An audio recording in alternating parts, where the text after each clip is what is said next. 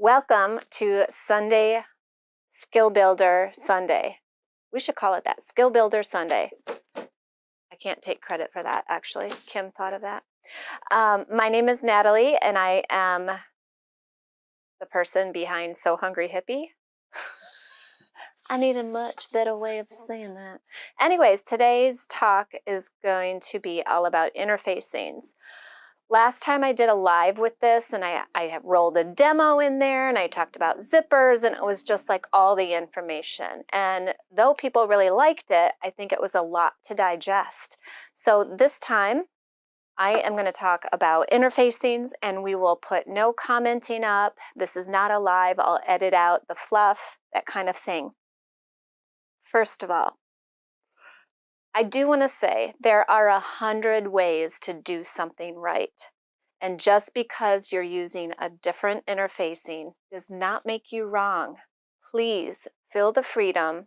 As a sewist, you can do whatever you want, and you are right. Your result might look different than the cover pattern or cover bag, and that's okay too, if you're okay with it. If you want it to look like the cover, then I would say use what the pattern designer or author wrote in their pattern for you. For all of my patterns that I write, I encourage you to play around with the different types of interfacings and see what you like best. And as always, if a technique is laid out in a pattern and you want to do it a different way, that's totally fine too. Don't ever feel bad about that. If you like a certain way of doing something, then just go forward with that. Have confidence. Okay, let's start off with my favorite interfacing, probably the one I use the most, SF101.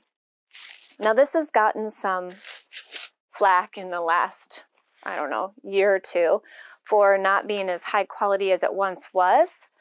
We have experimented with a whole bunch of different bolts and different types. I still go back to a Shapeflex SF101. It's just very user-friendly, and I've not had experiences where it's not fusing.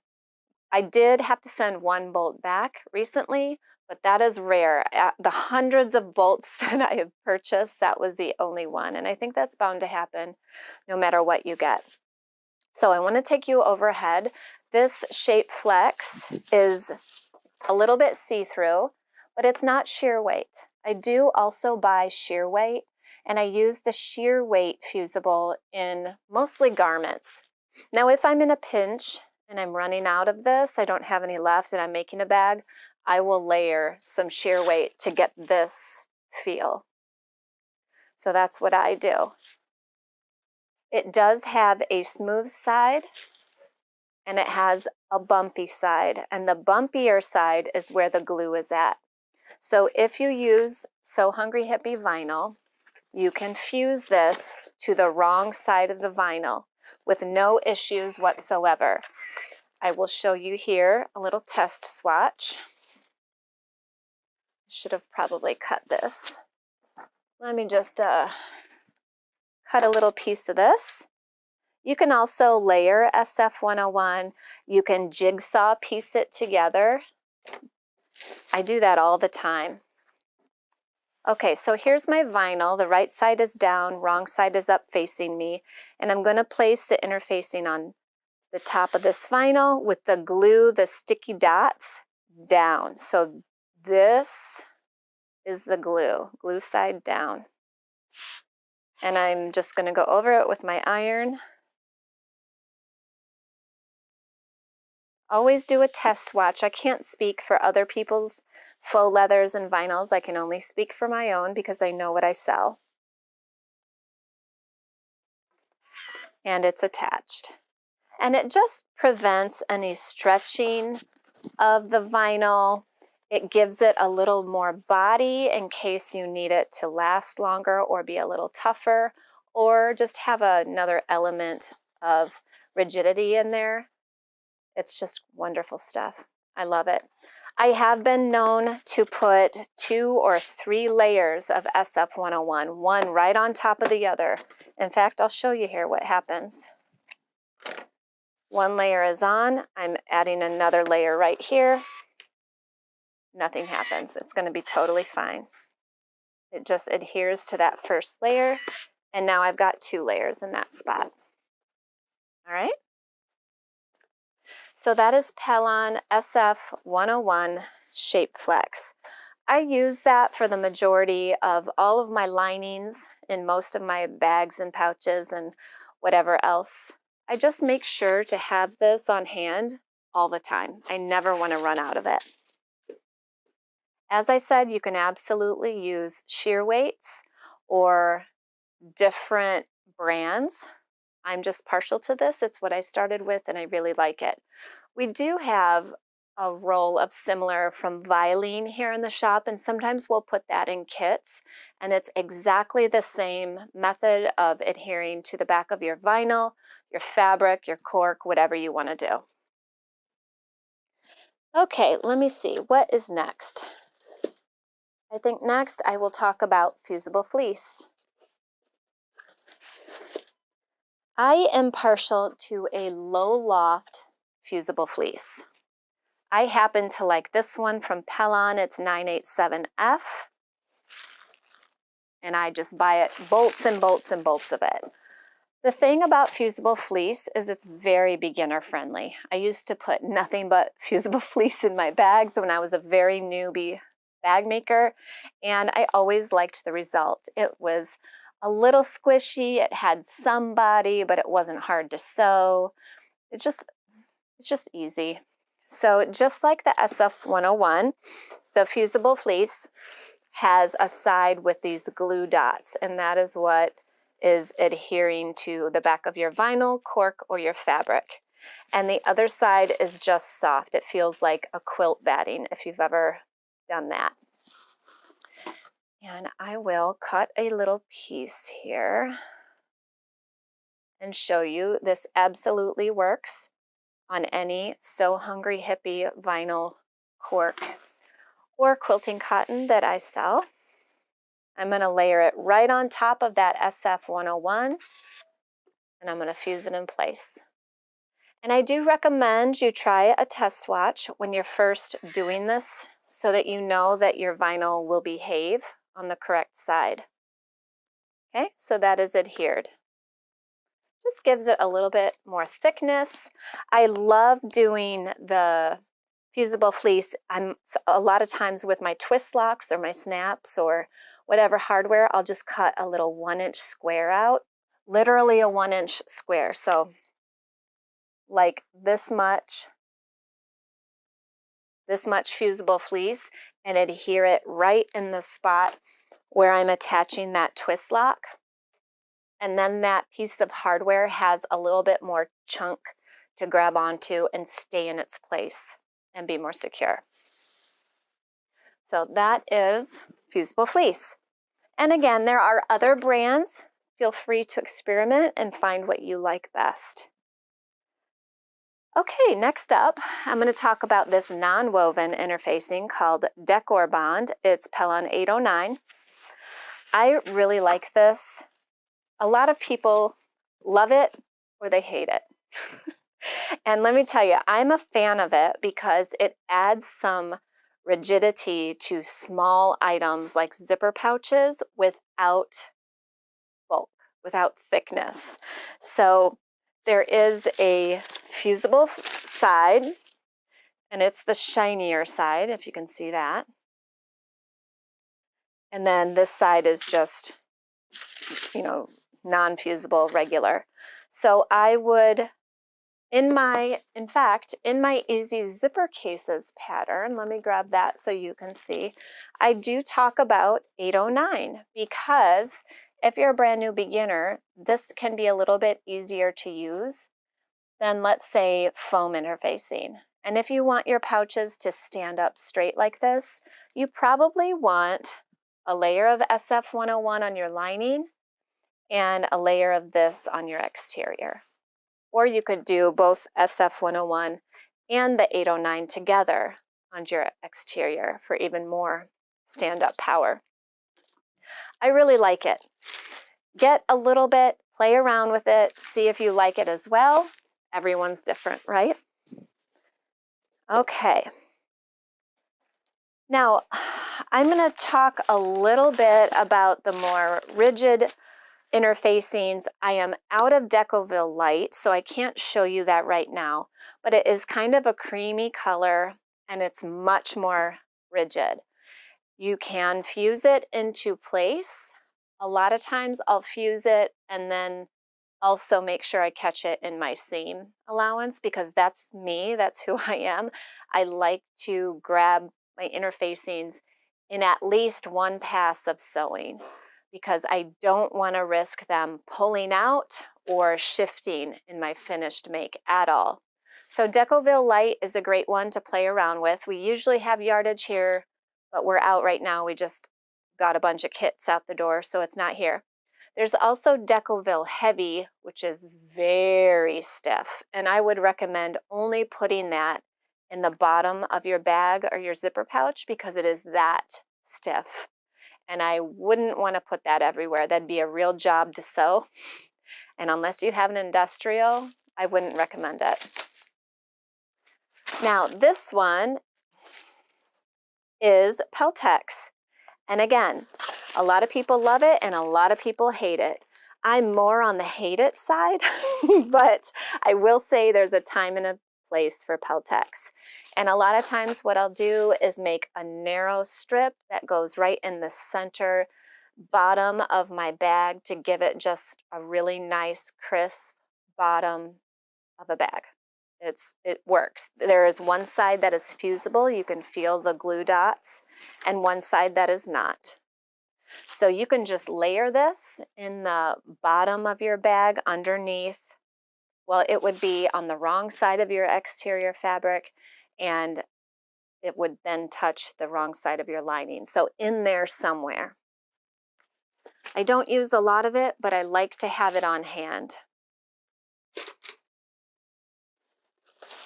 Okay, I think those, oh, how can I forget? Absolutely. Probably after SF 101 and Fleece by Any Foam. Soft and Stable is how it's sold. We have packs of this in the shop, and we put it in a lot of our kits.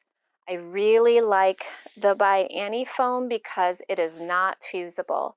I have tried the fusible before, and I always had wrinkling and puckering, so I don't use that anymore. I do want to show you, actually, you know what, this is a very usable piece. I'm not going to cut into that. If you're making a bag, the thing with foam interfacing is it will shift and pull in a bit when you're done attaching it to your bag piece. So if this were the bottom of my bag, I would cut my foam larger than it by about this much. I'd have at least an inch to play around all around. And then what you're going to do is baste it with a 1/8 inch seam allowance all the way around to attach that foam to your fabric. Now, some people will then cut that back out of the seam. I do not. I do not ever do that because, let me tell you, I just get a nylon mallet. Do you want to hand me a mallet, Ramel, over there on that bottom shelf? Or right over there? Oh, there it is on those shelves, yep. So what I do when I sew it into my seams, and let's say I have a lot of layers because it's exterior, it's, you know, quadruple interfacings, and then also foam, most likely 2 layers. I'll grab my nylon mallet, thank you, and I will take that seam, and I'll do this all the way down. And I know that looks so silly, but it works.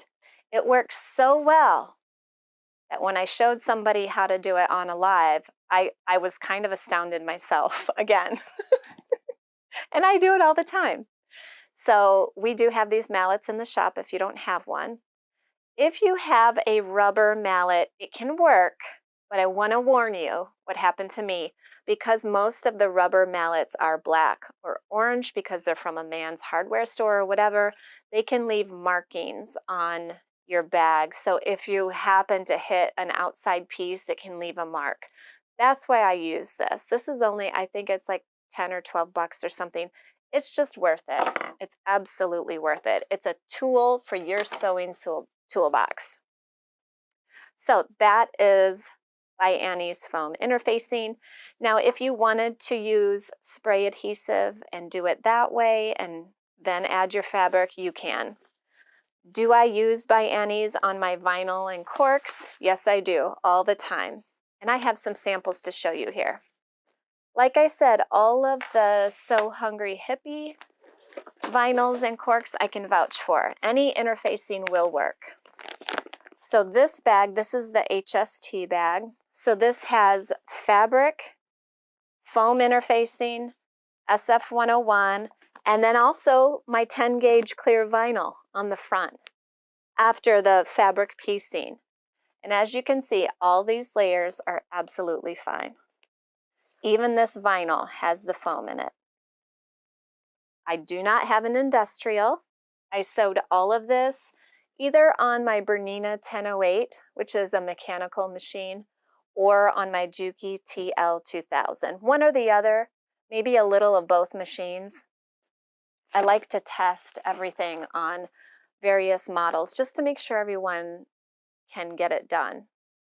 So, yep, there's this one. And I used Gutermann all-purpose thread like I usually do.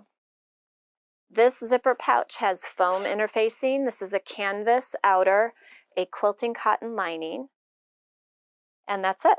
That's all I did. I was trying to make this in a hurry, and I did, because that's all I used was the foam interfacing. This zipper pouch, I didn't use any interfacing for, mainly because I wanted to test it and see how it turned out, because this is my Rainbow Geo vinyl, and I just wanted to see if it would look nice and professional, especially for those of you who sell your items at craft shows. I want to make sure you can make a quality item if you don't have the time or money to invest a lot in interfacings, because if you use my vinyl, it will still turn out professional without any interfacing. Pretty good. Okay, this is a Betty Bow bag, size small, and this has foam interfacing, and it has fleece in the bow, foam in the body, coating material for the outside, soft vinyl for this side, and a woven on the inside. And it's nice and chunky squish in a way because of that foam. I really like that. This essential oils case has fusible fleece, SF101, and lots of layers with soft vinyl pockets inside. Very professional. You can store your essential oils in here, or nail polish or lipstick or whatever you want. So that worked out great. This is my Iris messenger bag. I don't remember. I might have retired this pattern. I don't remember now. This just has fusible fleece, and that's why it is so collapsible. There's no foam in here to give it any really structure. It's very slouchy. And that's the effect that I wanted for this one. Now, I made other Iris messenger bags with foam, and they stood up straight and were more rigid. So it just depends what you are looking for in your finished result. I don't think, this is just quilt batting in here for this Ananda yoga bag. Just very thin, very simple. These would make a good item at a craft show as well, especially if it has any wellness stuff in it. And this bag, this is just fusible fleece again. There is no foam interfacing at all, and that's why it's so collapsible or foldable. Good for packing if you're going on a trip. Here is a Swoon Lola, and this is my taupe Moonglow vinyl, and it does have foam interfacing. All the interfacing called for in the pattern is in this bag, and you can see the result. It's super professional and beautiful. Not to say it wouldn't be if you wanted to deviate from the pattern and use something else. Give yourself that permission. Try it out. Maybe test it on some fabric that isn't dear to your heart first, so you're not heartbroken if it doesn't work out. But just give yourself that leeway to test things out and try. I think that's all. If you have any questions for me, please ask in the comments, or you can send us an email, help@sewhungryhippie.com. Comments would probably be the fastest and easiest way, though, because I will go in and see those and reply as soon as I can. So, all right. Thank you for being here, and I will see you next week with another tutorial or demo.